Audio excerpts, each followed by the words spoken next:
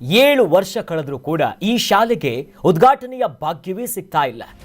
ಲೋಕಪ್ಪನ ಹೊಲದ ಶಾಲೆಯಲ್ಲೇ ಎಂಥ ಅವ್ಯವಸ್ಥೆಗಳಿದೆ ನೋಡಿ. ಒಂದಲ್ಲ ಎರಡಲ್ಲ 7 ವರ್ಷ ಆಯ್ತು, ಆದರೆ ಶಾಲೆಗೆ ಉದ್ಘಾಟನೆಯ ಭಾಗ್ಯವೇ ಸಿಗ್ತಾ ಇಲ್ಲ. ಲೋಕಪ್ಪನ ಹೊಲದ ಶಾಲೆಯಲ್ಲಿ ಭಾರಿ ಅವ್ಯವಸ್ಥೆಗಳಿದೆ.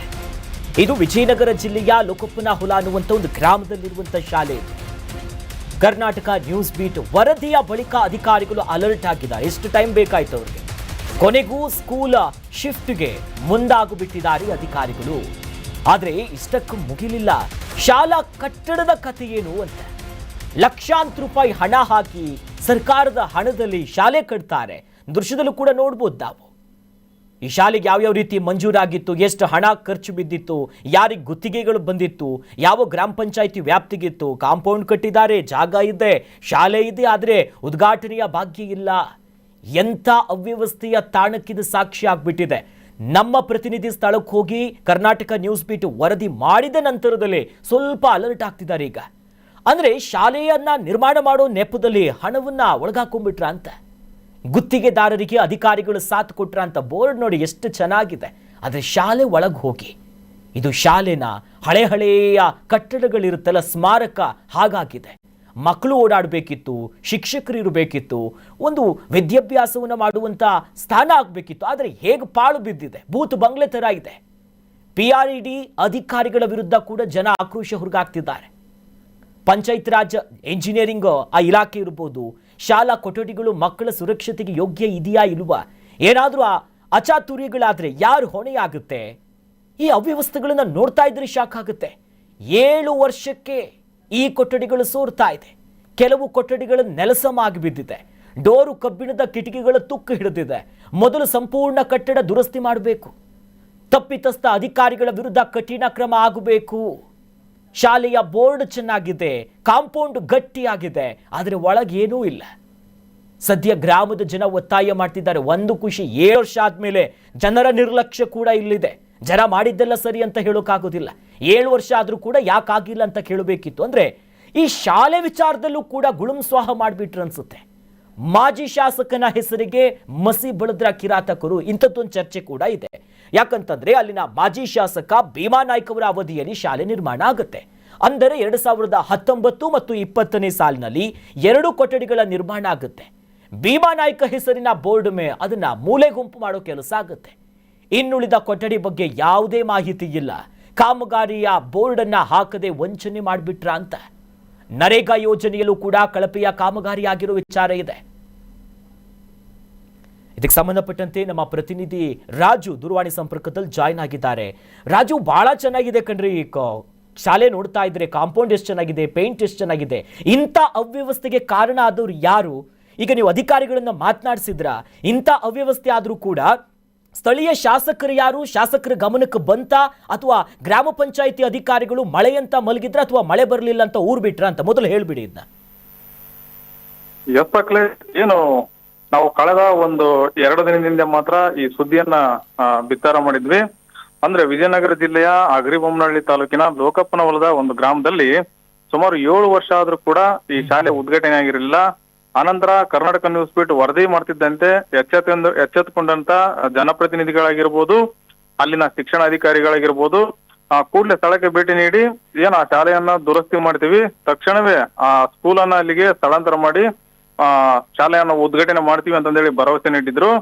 ಆದ್ರೆ ಏನು ಇಷ್ಟಕ್ಕೆ ಈ ಲೋಕಪ್ಪನ ಹೊಲ ಗ್ರಾಮದ ಶಾಲೆಯ ಕತೆ ಮುಗಿಲಿಲ್ಲ. ಏನು ಈ ಶಾಲೆಯ ಕಟ್ಟಡದ ಕಾಮಗಾರಿಯಲ್ಲೂ ಕೂಡ ಕಳಪೆ ನಡೆದಿದೆ ಅಂತಂದೇಳಿ ಅಲ್ಲಿನ ಗ್ರಾಮಸ್ಥರು ಈಗ ಗಂಭೀರವಾಗಿ ಆರೋಪ ಮಾಡ್ತಾ ಇರುವಂತದ್ದು. ಯಾಕಂದ್ರೆ ಸ್ಕೂಲ್ ಕಟ್ಟಿ ಕೇವಲ 7 ವರ್ಷಕ್ಕೆ ಈ ಸ್ಕೂಲ್ಗಳ ಮೇಲ್ಚಾವಣಿ ಸೋರ್ತಾ ಇರುವಂತದ್ದು, ಜೊತೆಗೆ ಪೇಂಟ್ ಎಲ್ಲ ಹೋಗಿ ಹಳೆ ಕಟ್ಟಡದಂತೆ ಕಾಣ್ತಾ ಇರುವಂತದ್ದು. ಇನ್ನು ನೆಲ ಹಾಸು ನೋಡಿದ್ರೆ ಕಡಪ ಕಲ್ಲೆಲ್ಲ ಮೇಲಿದ್ದಿರುವಂತದ್ದು, ನೆಲ ಕುಸಿದೋಗಿರುವಂತದ್ದು. ಇನ್ನು ಈ ಸ್ಕೂಲು ನಿಜಕ್ಕೂ ಆ ಮಕ್ಕಳ ಸುರಕ್ಷತೆಗೆ ಯೋಗ್ಯವಾಗೈತಾ, ಅಥವಾ ಮುಂದೇನಾದ್ರೂ ಅಚಾತುರ್ಯ ಆದ್ರೆ ಅದಕ್ಕೆಲ್ಲ ಹೊಣೆ ಯಾರು ಅಂತಂದೇಳಿ ಅಲ್ಲಿನ ಗ್ರಾಮಸ್ಥರು ಪ್ರಶ್ನೆ ಮಾಡಿ. ಶಾಸಕರೇನಾದ್ರೂ ಇದಕ್ಕೆ ಬಂದು ಭೇಟಿ ಕೊಡೋ ಕೆಲಸ ಅವ್ರ ಗಮನಕ್ಕೆ ಹೋಗಿದಿ ಅಂತ ಅದಾದ್ರೂ ಏನಾದ್ರು ಗೊತ್ತಾಯ್ತಂತ? ಎಸ್ ಅಖಿಲೇಶ್ ಈಗಾಗಲೇ ಏನು ಹಾಲಿ ಶಾಸಕರಾಗಿರ್ತಕ್ಕಂಥ JDS ಅಂದ್ರೆ ನೇಮಿರಾಜ್ ನಾಯ್ಕ್ ಅವರು ಈಗಾಗಲೇ ನಿನ್ನೆ ತಾನೇ BO ಅಧಿಕಾರಿಗಳಿಂದ ಮಾಹಿತಿಯನ್ನ ಪಡೆದು ಆನಂತರ KRIDL ಅಂದ್ರೆ KKRDB ಅಂದ್ರೆ ಕಲ್ಯಾಣ ಕರ್ನಾಟಕ ಪ್ರದೇಶಾಭಿವೃದ್ಧಿ ಮಂಡಳಿಯ ಅಧಿಕಾರಿಗಳನ್ನ ಕೂಡ ಅಲ್ಲಿ ಸ್ಥಳಕ್ಕೆ ಭೇಟಿ ನೀಡಿದ್ರು. ಆ ಅಧಿಕಾರಿಗಳು ಸ್ಥಳಕ್ಕೆ ಭೇಟಿ ನೀಡಿ ಸ್ಕೂಲು ಯಾವ ರೀತಿ ಇದೆ ಅಂದ್ರೆ ಸ್ಕೂಲು ಬಣ್ಣ ಆಗಿರ್ಬೋದು, ಮತ್ತೆ ಅದಕ್ಕೆ ವಿದ್ಯುತ್ ಸೌಲಭ್ಯ ಏನಾದ್ರು ಐತಾ, ನೀರಿನ ಸೌಲಭ್ಯ ಇರ್ಬೋದು, ಮತ್ತೆ ಇನ್ನು ಶೌಚಾಲಯ, ಇದಕ್ಕೆ ಸಂಬಂಧಪಟ್ಟಂತೆ ಕೆಲವೊಂದು ವರದಿಗಳನ್ನ ತಗೊಂಬರ್ರಿ ಅಂತಂದೇಳಿ ಅಧಿಕಾರಿಗಳನ್ನ ಹಾಲಿ ಶಾಸಕ ನೇಮಿರಾಜ್ ನಾಯ್ಕ್ ಅವರು ಕಳಿಸಿಕೊಟ್ಟಿದ್ರು. ಆ ಅಧಿಕಾರಿಗಳು ಕೂಡ ಪರಿಶೀಲನೆ ನಡೆಸಿ ಕೆಲವೊಂದಿಷ್ಟು ಮಾಹಿತಿಗಳನ್ನ ಕಲೆ ಹಾಕೊಂಡು ಹೋಗಿರುವಂತದ್ದು. ಸದ್ಯಕ್ಕೆ ಏನ್ ಈ ಗ್ರಾಮಸ್ಥರು ಇದರಲ್ಲಿ ಕಳಪೆ ಕಾಮಗಾರಿ ನಡೆದಿದೆ ಅಂತಂದೇಳಿ ಗಂಭೀರ ಆರೋಪ ಮಾಡ್ತಿರುವಂತದ್ದು. ಜೊತೆಗೆ ಏನ್ ನೇಮಿರಾಜ್ ಮೊದಲಿಗೆ ಕೈ ಶಾಸಕರಾಗಿರ್ತಕ್ಕಂಥ ಮಾಜಿ ಶಾಸಕರು ಭೀಮ್ ನಾಯ್ಕ್ ಅವರ ಅವಧಿಯಲ್ಲಿ 2 ಕಟ್ಟಡಗಳು ನಿರ್ಮಾಣ ಆಗಿದ್ವು ಅಂತಂದೇಳಿ ಮಾಹಿತಿ ಲಭ್ಯವಾಗಿರುವಂತದ್ದು. ಆನಂತರ ಗುತ್ತಿಗೆದಾರರು ಅವ್ರ ಬೋರ್ಡ್ ಅನ್ನ ಹಾಕದೆ ಒಂದು ಕೊಠಡಿಯಲ್ಲಿ ಎಸ್ತಿರುವಂತದ್ದು.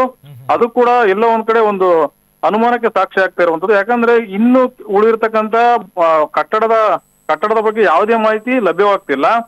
ಇದ್ರ ಜೊತೆಗೆ ಮತ್ತೆ ಶಾಲಾವರಣದಲ್ಲಿ ಕೆಲವೊಂದಿಷ್ಟು ಕಾಮಗಾರಿ ಮಾಡಿರುವಂತದ್ದು. ಅಂದ್ರೆ ಈ ಮಹಾತ್ಮ ಗಾಂಧಿ ನರೇಗಾ ಯೋಜನೆ ಅಂತ ಏನ್ ಬರುತ್ತೋ ಇದರಲ್ಲಿ ಶಾಲಾವರಣದಲ್ಲಿ running track, kabaddi court, kho kho court, ಜೊತೆಗೆ ಶಾಲಾ ಸುತ್ತಲೂ ಕಾಂಪೌಂಡ್, ಇದ್ರ ಜೊತೆಗೆ ಒಂದು ಶೌಚಾಲಯ ಕೂಡ ನಿರ್ಮಾಣ ಮಾಡಿರುವಂತದ್ದು. ಈ ಕಾಮಗಾರಿಯ ಯಾವ ಬೋರ್ಡಿನ ಬಿಲ್ ನೋಡಿದ್ರು ಕೂಡ ಲಕ್ಷಗಟ್ಟಲೆ ಇರುವಂತದ್ದು. ಆದ್ರೆ ಅಲ್ಲಿ ಕೆಲಸ ಮಾತ್ರ ಯಾವುದೇ ತರ ಆಗಿಲ್ಲ. ಹೀಗಾಗಿ ಅಲ್ಲಿನ ಗ್ರಾಮಸ್ಥರು ಇದು ಕಳಪೆ ಕಾಮಗಾರಿ ಆಗಿದೆ, ಏನು ಇದಕ್ಕೆ ಸಂಬಂಧಪಟ್ಟಂತ ಗುತ್ತಿಗೆದಾರರಾಗಿರ್ಬೋದು ಮತ್ತೆ ಅಧಿಕಾರಿಗಳಾಗಿರ್ಬೋದು ಅವ್ರ ವಿರುದ್ಧ ಸೂಕ್ತ ಕ್ರಮ ಆಗಬೇಕು.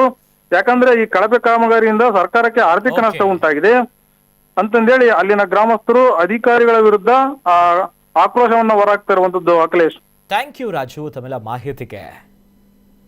ನೋಡಿ, ಸ್ಪಷ್ಟವಾಗಿ ಗೊತ್ತಾಗ್ತಿದೆ ಎಂಥ ನಿರ್ಲಕ್ಷ್ಯಗಳಲ್ಲಿದೆ ಅಂತ. ಇನ್ನಾದರೂ ಕೂಡ ಅಧಿಕಾರಿಗಳು, ಹಾಲಿ ಶಾಸಕರು, ಮಾಜಿ ಶಾಸಕರು ಎಚ್ಚೆತ್ತುಕೊಳ್ತಾರೆ ಅಥವಾ ಅಲ್ಲಿವರೆಗೂ ಕೂಡ ನಾವು ಬಿಡೋದಿಲ್ಲ. ಮಕ್ಕಳ ವಿದ್ಯಾಭ್ಯಾಸದ ಹೆಸರಿನಲ್ಲಿ ಲೂಟಿ ಹೊಡೆದಂಥ ಅಧಿಕಾರಿಗಳು ಯಾರು, ವಿವಿಧ ಯೋಜನೆಯಲ್ಲಿ ಏನಾಗಿದೆ ಅನ್ನೋದ್ರ ಬಗ್ಗೆಯೂ ಕೂಡ ಸಮಗ್ರ ತನಿಖೆ ಆಗಲಿ ಅನ್ನೋದು ಕರ್ನಾಟಕ ನ್ಯೂಸ್ ಬೀಟ್ನ ಆಗ್ರಹ. ಆಯ್ತು, ಹಿಂಗಿಲ್ಲ ಅಂತ ಹೇಳಿದ್ವಿ, ಆಯ್ತು ಹಾಕ್ಕೊಡೋಣ ಅಂತ ಹೇಳಿದ್ರು. ಈ ಬಿಲ್ಡಿಂಗ್ ಕಟ್ಟೋವತ್ನಾಗಲು ಗುತ್ತಿಗೆದಾರರಾಗಲು ಅವರು ಏನು ಎಷ್ಟು ಮಾಲಾಕರು ಎಷ್ಟು ಬಿಟ್ಟರು ಅನ್ನೋದು ಯಾರು ಬಂದು ಗಮನ ತಂದಿಲ್ಲ. ಆದ ಕಾರಣ ಇದು ಶಾಲೆಯೆಲ್ಲ ಕುಸಿದೋಗಿದ್ದಾವೆ. ಕುಸಿದಿರೋದಕ್ಕಾಗಿ ಮಕ್ಕಳು ಇಲ್ಲಿ ಬರೋಕ್ಕಾಗಲ್ಲ. ಶಾಲೆ ಸ್ವಲ್ಪ ಕಡಿಮೆ ಇದೆ. ಎಲ್ಲ ನಾವು MLA ಹೇಳಿದ್ವಿ, ಸರ್ ಇನ್ನೊಂದು 4 ಶಾಲೆ ಹಾಕಿಕೊಡ್ರಿ, ಹಿಂಗಿಲ್ಲ ಅಂತ ಹೇಳಿದ್ವಿ, ಆಯ್ತು ಹಾಕ್ಕೊಡೋಣ ಅಂತ ಹೇಳಿದ್ರು. ಅವರು ಇಲ್ಲಿವರೆಗೆ ಅವರು ಯಾಕೆ ಈ ಬಿಲ್ಡಿಂಗ್ ಕಟ್ಟೋವತ್ನಾಗ 7 ವರ್ಷ ಆದರೂ ಕೂಡ ಇವು ಕಳಪೆ ಕಾಮಗಾರಿ ಫುಲ್ ನೋಡಿದ್ರಿ. ಅಲ್ಲಿ ನೋಡಿರಿ ನೀವು ಹೆಂಗೆ ಇದಾಗಿದೆ ನೋಡ್ರಿ. ಇವು ಟೋಟಲ್ ಏನು ಹೆಂಗೆ ಬೇಕಂಗೆ ಕಟ್ಬಿಟ್ರೆ ಸ್ಕೂಲ್ ಅವ್ರ ಮನಸ್ಸಿಗೆ ಬಂದಂಗೆ ಕಟ್ಬಿಟ್ಟಾರ. ಉದ್ಘಾಟನೆ ಮಾಡೋಕ್ಕೂ ಇವತ್ತಿಗೆ ಯಾರು ಬಂದಿಲ್ಲ. 7 ವರ್ಷದಿಂದ ಹಿಂಗೆ ಇದ್ದಾವೆ. ಊರಲ್ಲಿ ಸ್ಕೂಲ್ ಇದ್ದಾವೆ, ಟೀಚರ್ ಚೆನ್ನಾಗಿದೆ, ಸ್ಕೂಲ್ ಇದೆ ಊರಲ್ಲಿ. 7 ವರ್ಷ ಆದರೂ ಕೂಡ ಇವು ಕಳಪೆ ಕಾಮಗಾರಿ ಫುಲ್ ನೋಡಿದ್ರಿ. ಅಲ್ಲಿ ನೋಡಿರಿ ನೀವು ಹೆಂಗೆ ಇದಾಗಿದೆ ನೋಡ್ರಿ. ಇವು ಟೋಟಲ್ ಏನು ಹೆಂಗೆ ಬೇಕಂಗೆ